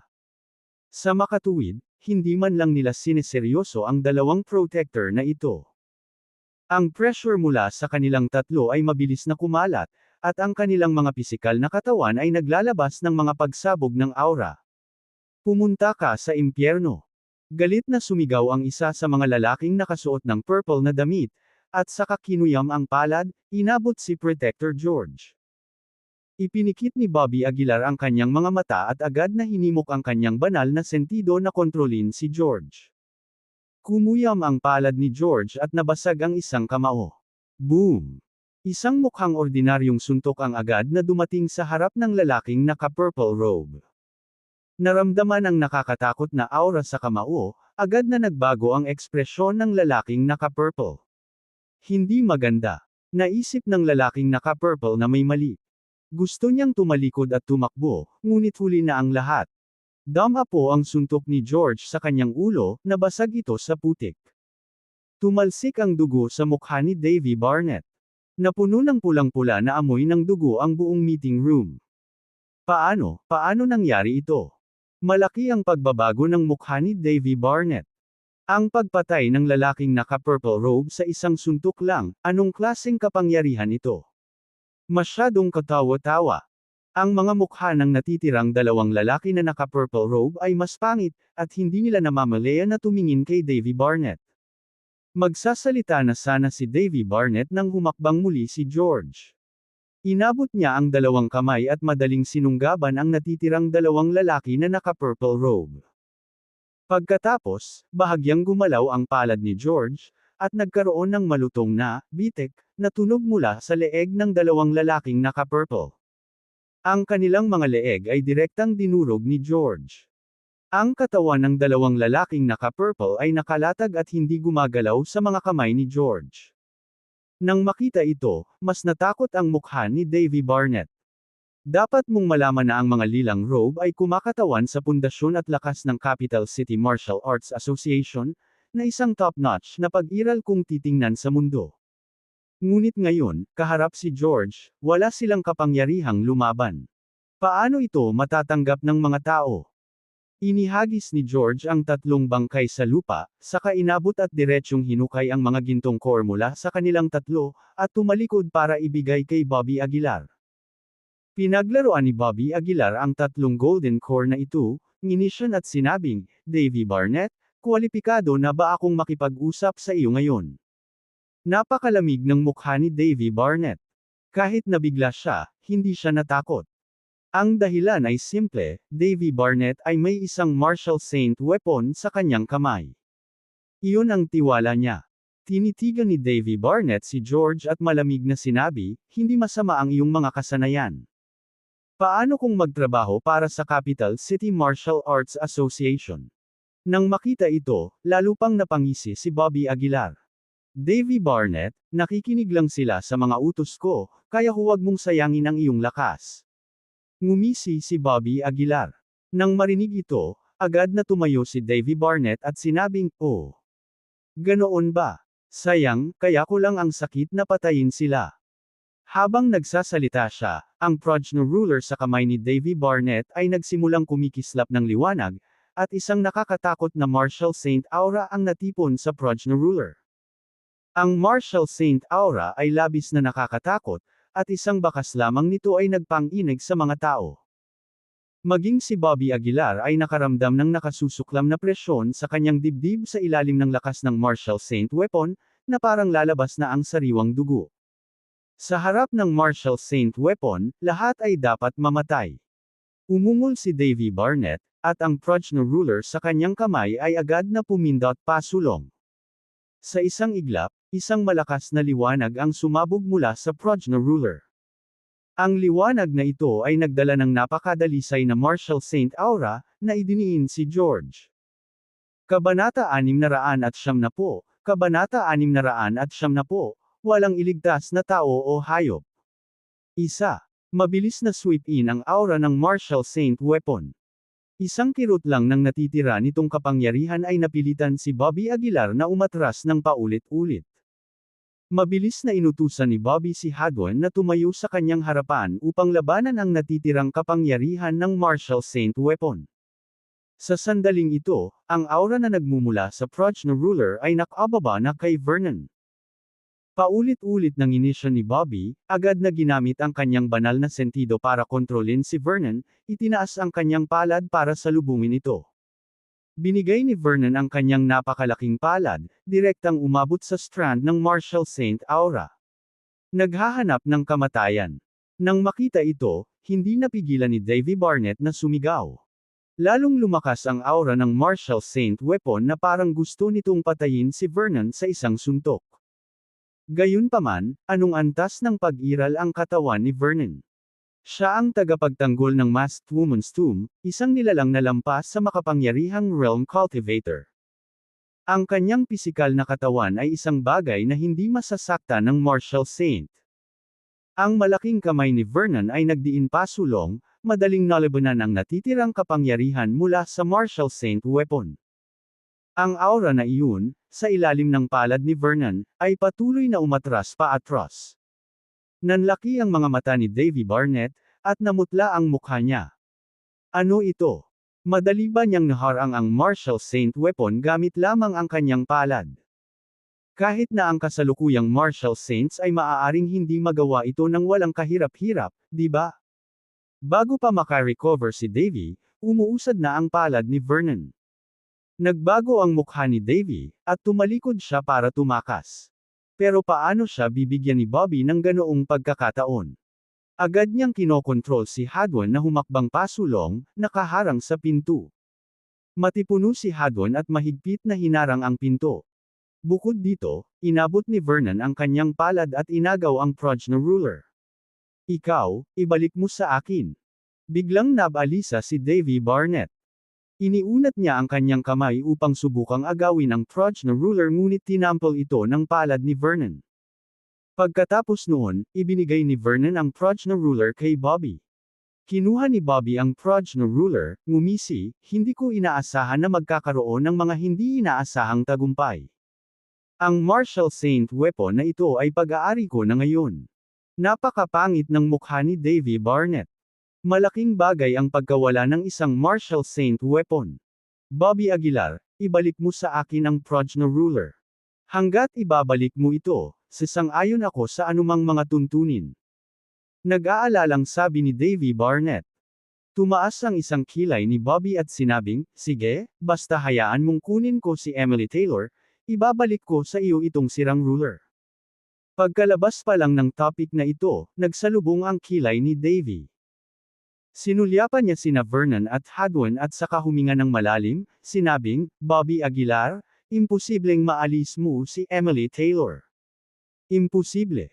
Kumunot ang noo ni Bobby, "Davy Barnett, sa tingin mo ba pumunta ako dito para makipag-ayos sa iyo? Kung gugustuhin ko, maaari kong sirain ang iyong Capital City Martial Arts Association nang walang anumang problema." Malamig na sinabi ni Davy Barnett, "Hindi ko alam ang pagkakakilanlan ng 2 taong ito, ngunit hayaan mo akong sabihin sa iyo, gaano man sila kalakas, hindi nila kayang harapin ang Capital City Martial Arts Association. Tama na ang kalokohan mo." Tumayo si Bobby. Lumapit siya sa mukha ni Davy Barnett at malamig na sinabi, "Nilinaw ko na ang sarili ko. Hindi ako pumunta dito para makipag-ayos. Dapat ko siyang kunin ngayon. Kung sino man ang maglakas loob na harangin ako, papatayin ko." Pagkatapos sabihin iyon, iniwan ni Bobby ang Proj na ruler at humakbang patungo sa pintuan ng meeting room. Nag-aalalang tumawag si Davy Barnett, "Teka. Bobby Aguilar, bigyan mo ako ng oras para mag-isip, paano? Bumili ng oras. Sa tingin mo ba ako ay tulala?" Malamig na sabi ni Bobby. Ang 2 tagapagtanggol ay maaari lamang tumagal ng hindi hihigit sa 3 araw. Hindi maaaring bigyan ng pagkakataon ni Bobby si Davy. Kinokontrol niya ang 2 guardian, naglalakad sa direksyon ng bilangguan. Nakaramdam ng labis na pagkabalisa si Davy Barnett, ngunit wala siyang magawa sa 2 protector na ito. Kahit na ang Marshall Saint weapon ay hindi makapinsala sa kanila, kaya paanong may makakapigil kay Bobby? Sa 2 protector na ito, hindi napigilan ni Bobby, at kayang pumatay ng mga Diyos at sirain ang mga Buddha. Nang makarating sa pasukan ng kulungan, sumuntok si Vernon Sherman, nadurog sa di umano'y hindi mababasag na pinto. Pagkatapos, pumasok si Bobby Aguilar sa bilangguan. "Bobby Aguilar, paano ka nakabalik dito? No way, nahuli ka na naman ba nila?" Masiglang binati ng mga tao sa magkabilang panig si Bobby Aguilar. Tumango si Bobby sa bawat isa sa kanila at mabilis na tinungo ang selda ni Emily Taylor. Hindi nagtagal, dumating si Bobby sa pintuan ng selda kung saan nakakulong si Emily. Nakatayo sa pintuan, ang mukha ni Bobby ay sobrang hindi magandang tingnan. Iyon ay dahil ang cell ay walang laman, na walang bakas ng Emily Taylor sa lahat. Nasaan siya? Nasaan si Emily? Nag-aalalang tumingin si Bobby sa ibang mga selda. Si Miss Taylor ay kinuha ilang araw na ang nakakaraan, sabi ng isang bilanggo mula sa katabi ng selda. Namutla agad ang mukha ni Bobby. Nagtakip siya ng ngipin at nagmamadaling tinungo ang meeting room. Sa meeting room, habang tatawag na sana si Davy Barnett sa kanyang cellphone, nag-charge si Bobby. Hinawakan niya ang kwelyo ni Davy at malamig na nagtanong, "Nasaan si Emily Taylor?" Kumunot ang noo ni Davy at sinabing, "Anong ibig mong sabihin? Huwag mo akong paglaruan, bakla ka." Napahawak si Bobby sa lalamunan ni Davy. Sinubukan ni Davy na lumaban, ngunit napakalakas ng pagkakahawak ni Bobby, dahilan para hindi siya makakilos. "Wala akong ideya sa sinasabi mo." Kinagat ni Davy ang kanyang mga ngipin. "Puno ka ng tae. Si Emily Taylor ay wala pa sa bilangguan."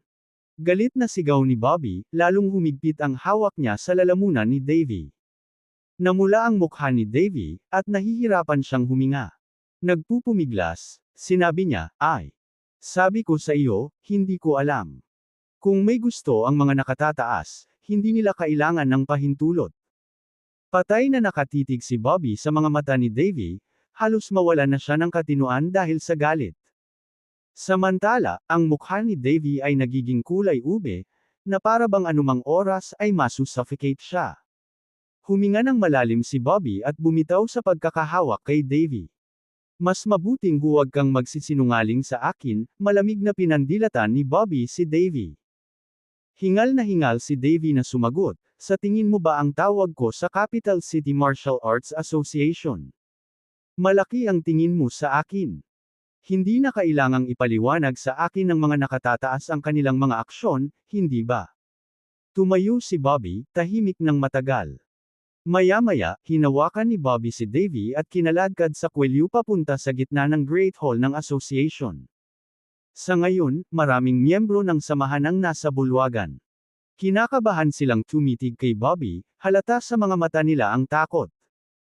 Huminga ng malalim si Bobby at malamig na sinabi, sabihin mo sa mga nakatataas ng Capital City Martial Arts Association na isasama ko ngayon si Davy Barnett. Gusto kong ipagpalit nila siya kay Emily Taylor. 3 araw mula ngayon, kung hindi ko makikita si Emily Taylor, papatayin ko si Davy at sisirain ang Capital City Martial Arts Association. Sabi ni Bobby habang nagngangalit ang mga ngipin. Pagkasabi noon, inihagis ni Bobby si Davy kay Vernon Sherman. Sa pagkakahawak ni Vernon, si Davy ay parang sisiw na walang magawa, hindi makagalaw. Pagkatapos ay hinawakan ni Bobby ang kanyang tansong espada at nilaslas ito sa hangin. Isang nakakatakot na liwanag ng espada ang bumaril sa Great Hall, dumiretso sa isang mataas na gusali sa hindi kalayuan. Sa ilalim ng welga na ito, malinis ang bubong ng gusali. Pagkatapos, nagsimulang mag-ugong at manginig ang buong gusali. Kung hindi ko makikita si Emily Taylor sa loob ng 3 araw, wala ni isang kaluluwa ang maliligtas. Malamig na sabi ni Bobby, nanginginig ang boss